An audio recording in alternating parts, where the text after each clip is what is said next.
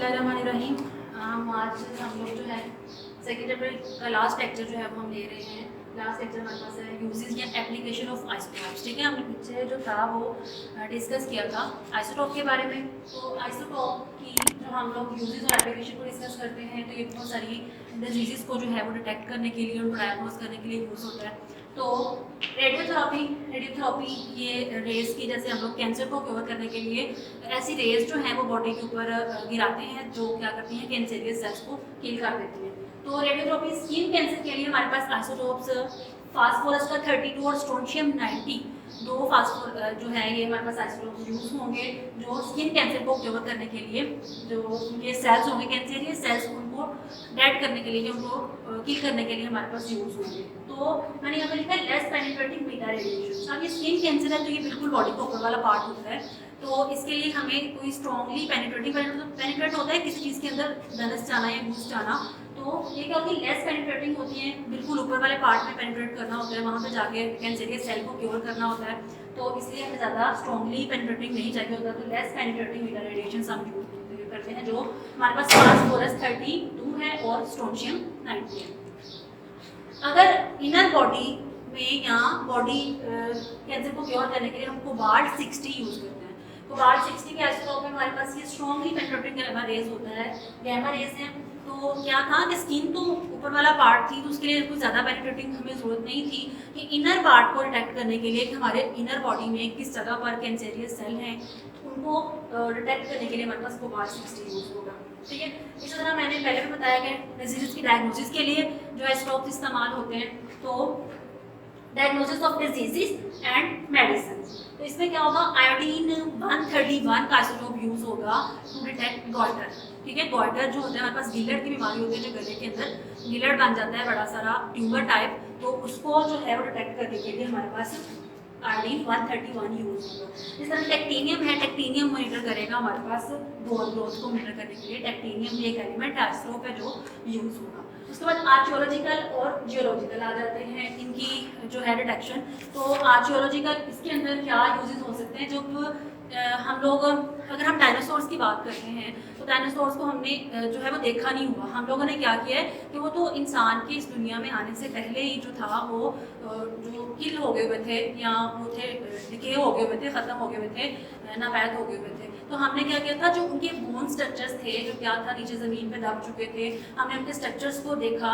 तो हमने स्ट्रक्चर्स को देख के अंदाज़ा लगाया कि वो इस तरह के थे। ठीक है, तो उनको जो डेड बॉडीज़ होती हैं जो इस तरह ज़मीन के नीचे दब जाती हैं उनको हम लोग फॉसिल फ्यूल्स कहते हैं। तो फॉसिल फ्यूल्स की ये चीज़ उसी किससे रिलेटेड कर रही है आर्चियोलॉजिकल, तो उस चीज़ की स्टडी के लिए हम लोग क्या यूज़ करेंगे, उसके लिए हम आइसोटॉप्स यूज़ करते हैं। वो रेडियो एक्टिव आइसोटॉप्स जो है वो हम यूज़ करते हैं। रेडियो एक्टिव आइसोटॉप्स होते हैं हमारे पास जो रेज को इमिट करते रहते हैं, जो स्टेबल नहीं होते।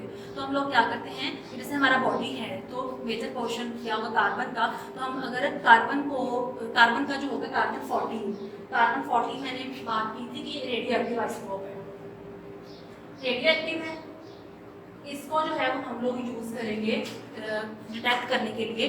तो इसकी डेफिनेशन अगर हम बात करें डेफिनेशन की, तो कार्बन 14 जो है रेडियो एक्टिविटी ऑफ कार्बन 14 जो है हम लोग कार्बन कंटेनिंग ऑब्जेक्ट्स को डिटेक्ट करने के लिए हम लोग इस्तेमाल करेंगे। तो उसको हम कहते हैं कार्बन डेटिंग। ठीक है, कार्बन डेटिंग बहुत इंपॉर्टेंट एंड शॉर्ट क्वेश्चन है। ठीक है, ये तकरीबन हर दफ़ा बोर्ड में आ जाता है। ठीक है, उसके बाद हम लोग स्ट्रक्चरल टर्मिनेशन की बात करते हैं। तो उसके अंदर भी एक केमिकल रिएक्शन या स्ट्रक्चरल टर्मिनेशन के लिए कार्बन 14 एलिमेंट होगा। ये भी जो हम पीछे पढ़ के रेडियो एक्टिव एलिमेंट है, तो वो क्या करेगा, कार्बन डाइऑक्साइड को जो है वो लेबल करने के लिए यूज़ होगा। जैसे हम लोग प्लांट्स के अंदर फोटोसिंथेसिस के प्रोसेस को देखते हैं तो क्या होता है, कार्बन डाइऑक्साइड यूज़ हो रही होती है। फोटोसिंथेसिस की अगर इक्वेशन देखी जाए तो कार्बन डाइऑक्साइड यूज़ होती है in the presence of water. ठीक है, in the presence of carbon dioxide, in the presence of water, और सनलाइट हमारे पास होती है सनलाइट। तो वो हमारे पास क्या बनाता है, ग्लूकोज बनाता है, और water as a by product बनता है, और क्या होता है, ठीक है, बाई प्रोडक्ट बनेगा। ठीक है, तो ये क्या था, कार्बन डाइऑक्साइड यूज हुई है, कार्बन डाइऑक्साइड यूज हुई है, वाटर यूज हुआ है, और सनलाइट और ग्लूकोज हमारे पास बना है, और साथ में हमारे पास ऑक्सीजन बन रही होती है, ठीक है, ऑक्सीजन। अब कार्बन डाइऑक्साइड वो हम लोग जो है सांस ले रहे होते हैं, तो ऑक्सीजन हम लोग इनहेल कर रहे होते हैं, मतलब अंदर लेकर जा रहे होते हैं, और कार्बन डाइऑक्साइड को हम बाहर निकाल रहे होते हैं। तो जो इंसान या जो कार्बन डाइऑक्साइड को बाहर निकालते हैं वो प्लांट्स क्या करते हैं, फोटोसिंथेसिस के लिए यूज़ करते हैं, और वो प्लांट्स फोटोसिंथेसिस को कार्बन डाइऑक्साइड को यूज़ करके अपनी खुराक बना लेते हैं ग्लूकोज, और साथ में एक बाई प्रोडक्ट वाटर का, और साथ में ऑक्सीजन को रिलीज करते हैं। ऑक्सीजन क्या होती है हमारे पास, वो हम लोग सांस लेने के लिए इस्तेमाल करते हैं, ठीक है। तो सिंपली क्या था, कार्बन 14 जो है वो कार्बन डाइऑक्साइड को लेकर करने के लिए यूज होता है। उसके बाद पावर जनरेशन, ये बहुत इंपॉर्टेंट पॉइंट है यूजेस ऑफ आइसोटोप्स में। पावर जनरेशन से क्या कि हमारे पास दो तरह की रिएक्शंस होते हैं, फिजन और फ्यूजन रिएक्शंस, फिजन और फ्यूजन, ठीक है। फ्यूजन होता है किसी चीज़ का मिलना, मिलकर कोई चीज़ बनना। फ्यूजन रिएक्शन होता है टूटना, कोई बड़ी चीज़ें होती हैं उनका टूट जाना, हमारे पास फ्यूजन रिएक्शंस में आता है, ठीक है। अब यूरेनियम की हमने बात की, यूरेनियम 235 एक बड़ा एलिमेंट था या बड़ा आइसोटोप था, तो वो क्या करेगा, उसके ऊपर हम स्लो मूविंग इलेक्ट्रॉन्स जो न्यूट्रॉन्स जो होंगे उनकी बम्बार्डमेंट कराएंगे इनके ऊपर, यूरेनियम 92 के ऊपर स्लो मूविंग न्यूट्रॉन्स की बम्बार्डमेंट कराएंगे। तो वो क्या करेगा, ये बड़ा आइसोटोप था तो ये टूट जाएगा इनटू कंपोनेंट्स। तो क्या होता है कि हम जो है बेरियम जो है हमारे पास, बेरियम का एक आइसोटोप बनेगा हमारे पास क्रिप्टॉन, और साथ में 3 न्यूट्रॉन जो है वो रिलीज होंगे। 3 न्यूट्रॉन बहुत इंपॉर्टेंट एमसीक्यूज आ जाते हैं हमारे पास बोर्ड के पॉइंट ऑफ व्यू से, कि इतने जो है फिजन रिएक्शन में जब यूरेनियम जो है वो टूटता है तो क्या कितने न्यूट्रॉन जो है वो रिलीज करता है। एमसीक्यूज ये बहुत बार बोर्ड्स में आता है, तो इसको आप लोगों ने जहन में रखना है, ठीक है। न्यूट्रॉन जो होंगे वो 3 रिलीज करेगा। उसके बाद आती है हमारे पास एनर्जी के एक इम्पॉर्टेंट, इसको हम मज़ीद डिस्कस करते हैं। एनर्जी जो रिलीज होती है इस फिजन रिएक्शन के दौरान, उस एनर्जी को हम पावर जनरेट करने के लिए यूज़ करते हैं।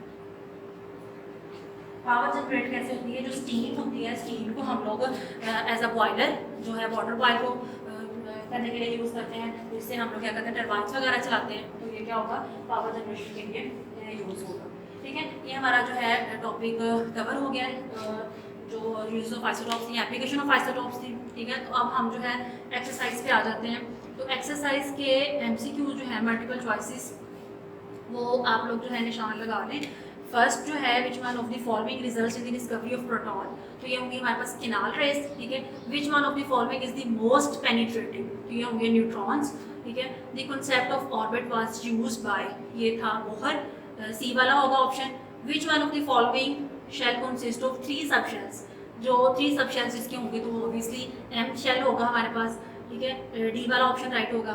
तो अगर 5th वाला आ जाता है, which radioisotope is used for the diagnosis of tumour in the body, तो अभी हमने इसी लेक्चर में डिस्कस किया है कि वो कौन सा होगा इन दी बॉडी, वो होगा कोबाल्ट 60, जो ए वाला ऑप्शन होगा।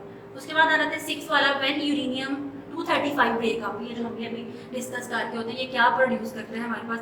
आगे ऑप्शंस में है इलेक्ट्रॉन्स, न्यूट्रॉन्स, प्रोटॉन्स और नथिंग, तो हमारे पास आ जाएगा न्यूट्रॉन्स, ये मैंने बताया कि बोर्ड के लिहाज से बहुत इंपॉर्टेंट है। और ये कितने न्यूट्रॉन्स में आता है, 3 न्यूट्रॉन्स, ठीक है। उसके बाद आ जाता है हमारे पास 7th one, the P sub shell has. अब पी सब शेल हैज कितना होंगे इसके ऑर्बिटल्स, अब मजीद इनके ऑर्बिटल्स होते हैं, इसको आपके चैप्टर में स्टडी नहीं किया हुआ, लेकिन इसके 3 ऑर्बिटल्स होंगे, px, py और pz, ठीक है। सी वाला ऑप्शन इसका राइट होगा। उसके बाद ड्यूट्रियम, ड्यूट्रियम होता है हमारे पास हैवी वाटर, ठीक है। जैसे वाटर का फॉर्मूला हमारे पास होता है H2O, तो ये होगा D2O, हैवी वाटर, इसको हम भारी पानी कहते हैं, ठीक है। तो ये होगा न्यूट्रियम इज यूज्ड टू मेक, क्या होगा, हैवी वाटर। अच्छा, उसके बाद डी वाला ऑप्शन। उसके बाद 9th वन आ जाता है, the isotope carbon 12 is present in abundance of, कितनी अबंडेंस में मौजूद होता है कार्बन 12, हमने बात की थी, यहाँ पे नहीं लिखा, पिछले लेक्चर में हमने बात की थी कि 98.9% मौजूद होता है। तो इनकी ऑप्शन में कोई भी 98.9 मौजूद नहीं है, तो यहाँ पे ऑप्शन आ जाएगा नन ऑफ दीज, मतलब डी वाला ऑप्शन राइट होगा, ठीक है। उसके बाद हु डिस्कवर्ड द प्रोटॉन, ये हमने पीछे पढ़कर आए हैं, गोल्डस्टीन, ठीक है। तो ये आपके एमसीक्यूज कवर हो गए।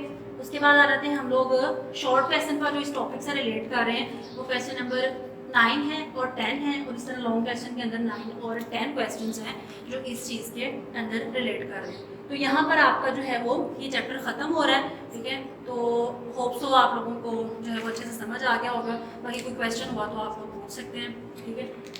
Thank you.